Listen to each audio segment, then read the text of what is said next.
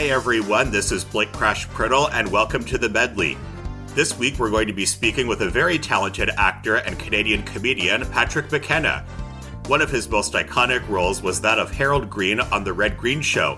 Harold Green was Red Green's nephew and the producer of The Red Green Show. We're also going to learn about some other roles that he's had over the years, and we're going to hear all about a comedy group that he's a part of. So as Red Green would say, stay tuned and relax, because whatever this is, we have a lot more of it. Patrick, thank you for joining us this week.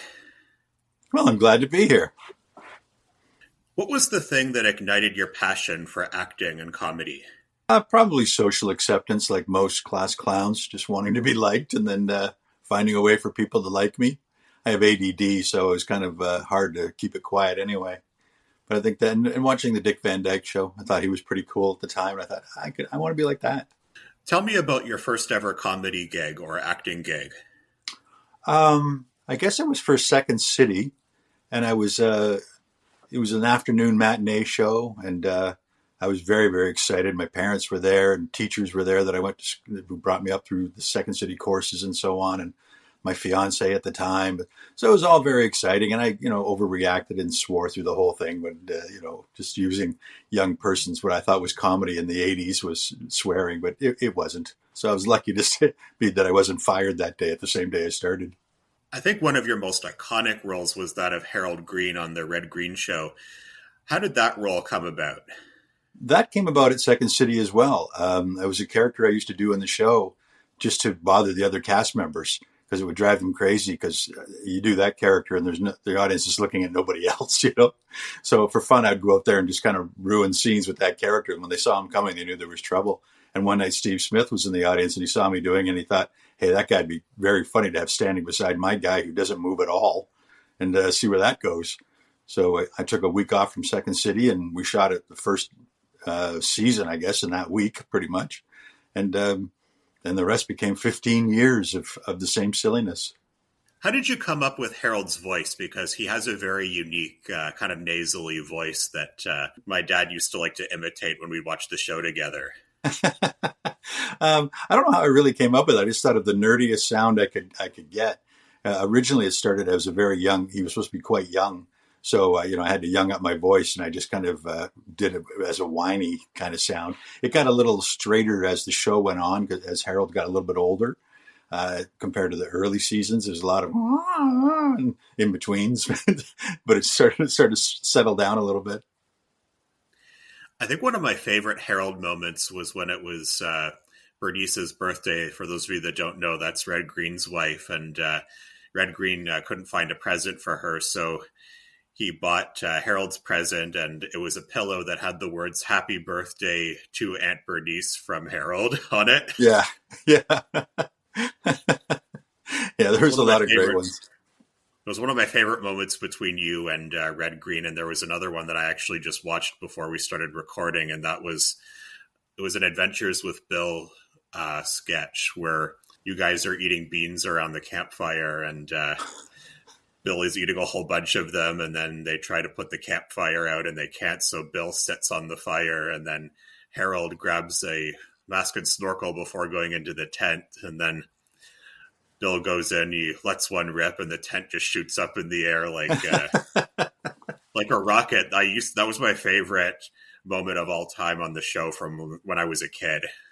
Oh, those ones were always Rick Green always wrote those ones, and he's such a cartoon mind. I was always laughing every time they go, "Oh, you're going to be in one of the adventures with Bill." I'd be like, "Oh, this is going to be crazy." It's just such a cartoon, and Harold is such a cartoon that he fit in that world so well. But Steve really wrote everything else, and I think Rick pretty much wrote all the adventures with Bill. What was your all-time favorite moment filming The Red Green Show? Because obviously there was lots. There was so many. One was that it never made the air, unfortunately, was Steve and I trying to say goodnight to the audience one time, and for some reason we just kept busting up laughing, and we could not get through the say goodnights, and every time we heard the goose honk, we just collapsed laughing. It was based on nothing, but it went on for like 11 or 17 minutes of just time after time trying to get it. There was easily over 30 some takes of us trying to get that one line out. I think that was the most fun because it was just Steve and I playing, And when you don't get those opportunities very often within the script, because they're so tight. But those were moments where it was up to Steve and I just to kind of look into each other's eyes and laugh our heads off how ridiculous this all is. That was certainly one. That was just, there's so many.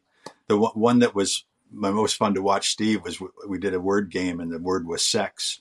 And we didn't rehearse it at all. They just said, and then Harold reacts. And I was like, oh, okay. He said, you want to rehearse it? I said, no, we got it. I'll just stand here for the camera. Okay. So we didn't see it till showtime. And I think I went on for about 2 minutes of just, trying to say the word sex without ever saying it, because that's too much for Harold. That was my favorite, watching Steve's face of how long are you going to go on? How long? How long? And he would just stare at me. I saw that one. That was the one where eventually Red got it and said, is it sex? Yeah. Yeah. But those were good too. And the one thing that I recall Harold doing is he would always say the word twice. He would say, you have 1 minute to get Edgar Montrose to say this word. And then he'd say the word twice. And then Red would say, yeah, all right, Harold. That was taken from, there used to be a show on called Password years ago. And for some, it was like those golf tournaments, the guys doing the voiceovers are miles away. They don't have to whisper. But this show was like that. Say, the secret password is love. Love.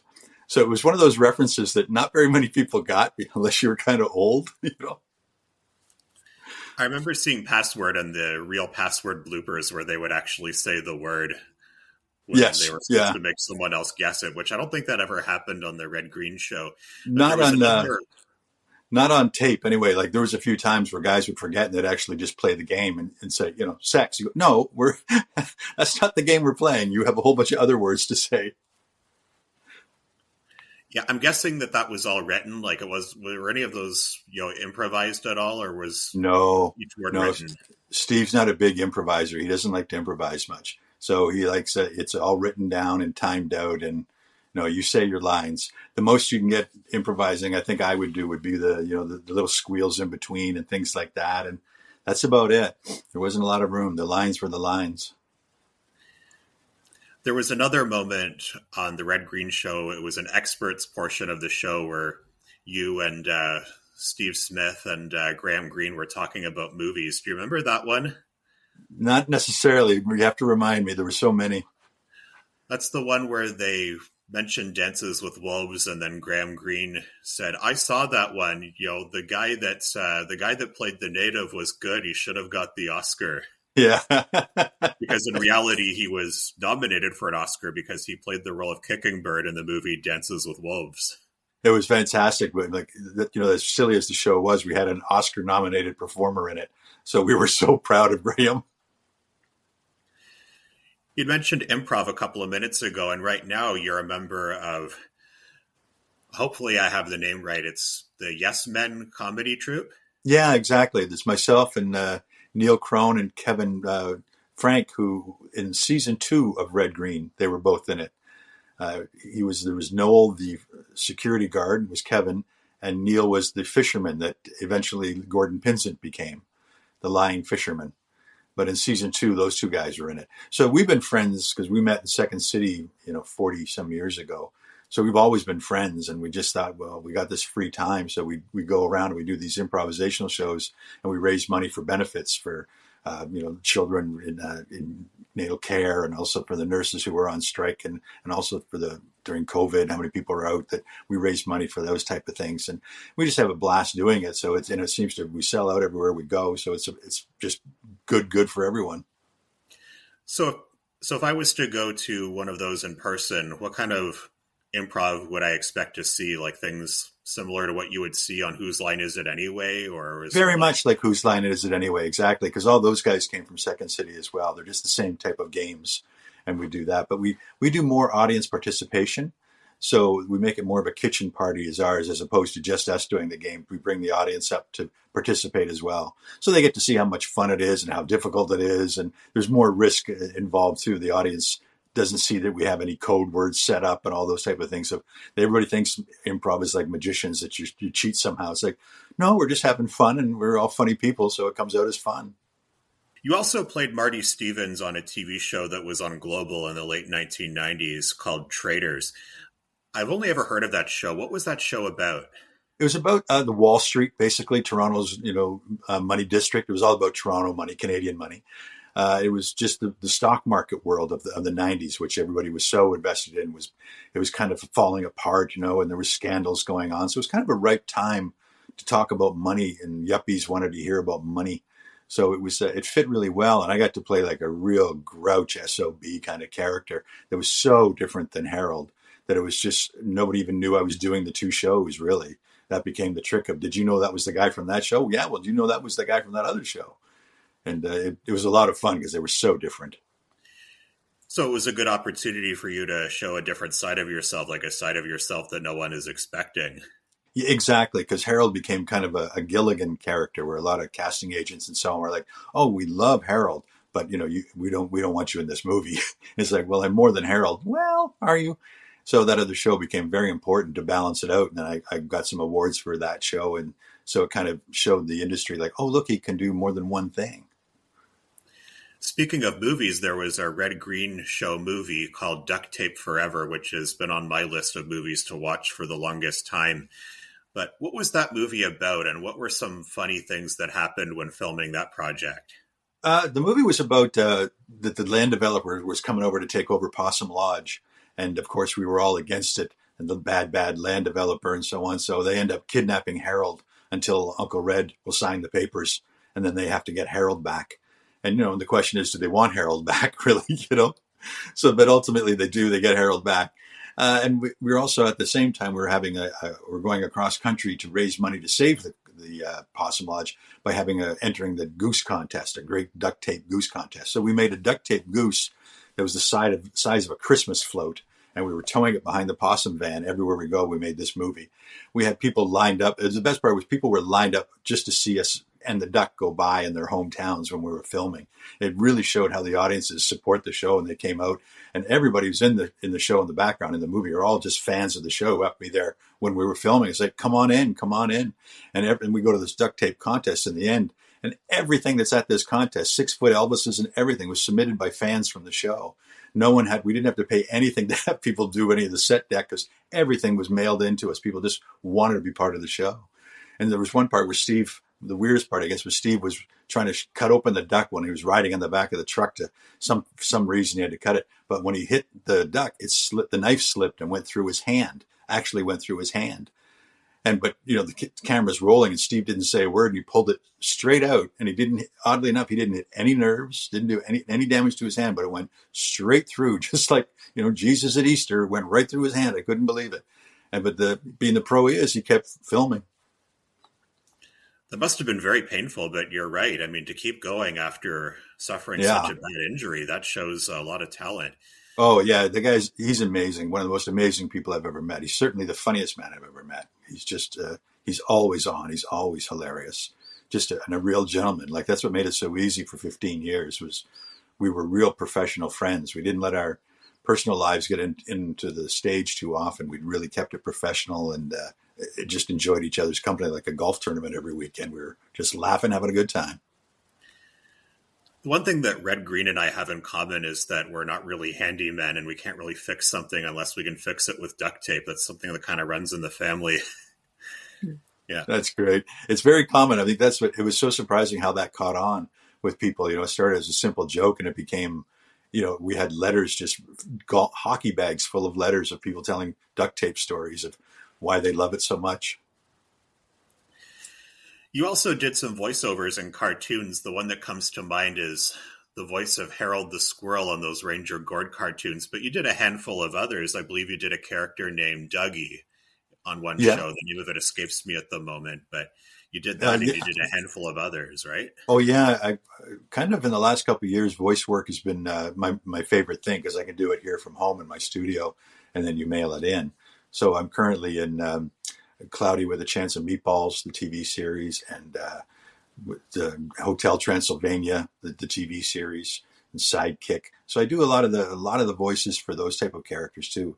It was because Harold was such a cartoon that the casting directors of the cartoon world kind of went, I think you'd fit pretty well into this crazy world. And it's been a blast ever since. I think I'm doing about 7 regular cartoons. It's really cool. Yeah, Yeah, because Harold does remind me of a cartoon character, just his mannerisms and, yeah. the way he talks and everything. It's, That was sort of the premise of it. Is he's a big living cartoon. He doesn't know when to grow up. at the beginning, you talked about being diagnosed with ADD, and I hear that you did a documentary about that on PBS a while back. I believe you did that also with Rick Green. Is that true? Yeah, yeah. Rick came to me about that. He was doing a documentary on it, and he asked me to be the host of it. And I said, well, tell me about it. And as more he spoke, I said, well, that's me. It sounds like I have it. So that's really what set me on fire. Was I got diagnosed during the documentary and so on, and that really confirmed a lot of stuff in my life. So it was such an eye-opening experience for me that I started carrying on, because we did live shows afterwards, and people were crying in the audience because they had no idea that's who they were all these years, and all the frustration they were having. So that became kind of my mission for the last 3 or 5 years, is just kind of travel as much as I can, tell people about ADHD and students and adults being diagnosed late in life and different choices they can make. It's been a bit of a mission that's paid off quite well, in the sense of I can see immediate change in people immediately. Well, a really good friend of mine has ADHD and he also has autism. We were in the same Mm-hmm. autism class together for years. And I remember for his birthday, my friend's birthday, he got from one of my other friends, he got the red green version of Monopoly. It was called Possumopoly because he's a Awesome. huge red Yeah. green fan as well. And he absolutely loved it. Oh, that's great. That's great. Yeah, it's an interesting diagnosis, and it's certainly on the spectrum of autism. So it's being a spectrum, it's on the lighter end certainly, but it shouldn't be ignored, I guess. No, no, definitely not. But it's good to know that you're not alone. And No, that's really the most important thing, is that's what you feel oftentimes, is that you must be going crazy. No one else seems to be having these problems, and you realize when you get in a room, a lot of people have those problems. what kinds of projects have you been working on recently? I believe at one point you told me that you were working on a film in Sault Ste. Marie. Yeah, it's called. I'm going to get this wrong. Magnetosphere, and it's Colin Mockery and myself, and it's about a little girl who it's a true development emotional, that is this magnetosphere that you see emotions and colors. So it's about a little girl who's experiencing that change of life, where she's starting to discover this about herself. And I play her father, and Colin plays a crazy person who comes and works at our house. So that took a couple of weeks up there, and then I'm not sure if you're familiar with a comedian named Ron James here in Canada. He's got a new series, and I play his agent in that. And same with Trailer Park Boys. I don't know if you're familiar with the Trailer Park Boys. Oh yeah, I'm a big fan of them. Well, the Rob Wells who plays Ricky, he has a new series out, and I play his father in that. I look forward to seeing that because alongside Red Green, I'm also a big Trailer Park Boys fan. I know that Steve Yeah. Smith retired, but let's say he decided to go on one more tour and he invited you to join him as Harold. Would you play Harold again? Oh yeah, with Steve, I certainly would. Yeah, I wouldn't do it on my own, or try and do a show on my own or anything. But if Steve invited me to, I certainly would. Yeah, I just dye my hair and shave my beard. I That's always right. got the Yeah, bat suit hanging in the closet. I'm pretty much ready at any time. the bat suit. What's that? That's my Harold costume. The suspenders and plaid shirt, beige pants. It's all just hanging on a hanger, ready to go, just like the bat Oh yeah. suit. Put it Do on. you still have that funny looking device that Harold used to carry around? I don't know if it really had a name, but it had like a It, keyboard and an antenna on it. yeah, no, I don't have it. I think they sold it at an auction. I think, and because somebody wrote me that they have it down in the States somewhere. So that was fun. They raised some money for that, for PBS, for selling off the set. That's right, because it was also on PBS alongside CBC and Yeah, Comedy and CH. That's yeah. how It the really started Americans. on, like, CH gave us the start, but it was PBS that gave us the leg up to get on CBC and stay there. That's for sure. If somebody is interested in becoming a comedic actor or an improv comedian, what's the best bit of advice that you would give them?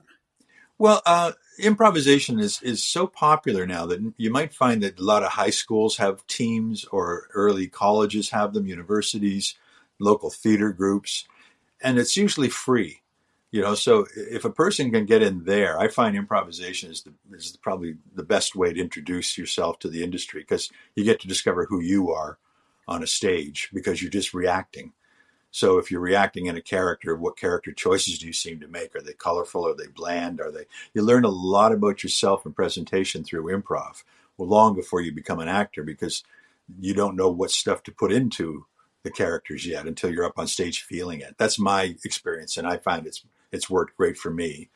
And most people I know that are popular on television have some kind of improvisational background. You can react to the moment you're in, honestly. So I would suggest that first. And stand up, there's open mic nights in a lot of comedy clubs. They invite that. It's a much harder road. It's not as inviting and welcoming as improv is, but it depends on your personality. Did you have a favorite Red Green show invention from Handyman Corner? There was a lot of them. Oh boy, there's so many. One of my favorites, I think he turned a toilet into a backpack, and I think that was the most fun because it was one of the early ones, and so it gave me an idea of where the show was going to go. I think that's the one that stood out for me the most. Like, oh, it's going to be like that. Okay. There was one I remember where this one involved Harold. This is one where Red Green tried to make an intercom system out of a bunch of toilets. And when he tried to call Harold, I guess Harold thought that the toilet was meant to be used. So he says, "Just a second, I'll be right there, Uncle Red." Yeah, I remember that one. It was funny because they stand out because Steve doesn't like toilet humor. And all of a sudden, all these toilet jokes were coming in. I couldn't understand where they were coming from, but they were sometimes the people's favorites. Do you have any of your own ideas for a TV show or for a sitcom that you hope to put on paper or have on the air one of these days? Well, actually, I got a couple in development right now. One with Ron James and myself it's called My Wife's Husband. And him and I play, again, two comedians on the run from the mob and a very angry fiance. That one's in development. And I have another one called Who's That Girl? That is about a dementia. It's more of a dark comedy. A man is trying to help a woman find her way back to life and existence. This stranger he thinks is a stranger, and it turns out it's his wife, that she's been trying to lead him back, that he's the one with dementia the whole time. Well, I look forward to seeing those. Is there a way that people can keep up to date with you? Are you on Instagram or on any social media? I'm on Instagram, Pat McKenna 519, I think it is, and then on Facebook, just Patrick McKenna. Well, Patrick, it was a real honor to have you on the show this week, and I really enjoyed talking with you and hearing all those stories about the Red Green Show and all the other projects that you worked on. And from all of us here, we wish you the best going forward, and thank you very much once again for your time. Thanks, Blake. All the best to you. Take care, everyone. Yeah, take care now. And that was Canadian actor and comedian Patrick McKenna. I hope you enjoyed this week's edition of The Medley, and remember, from all of us here, we're all kinds of different, and keep your stick on the ice.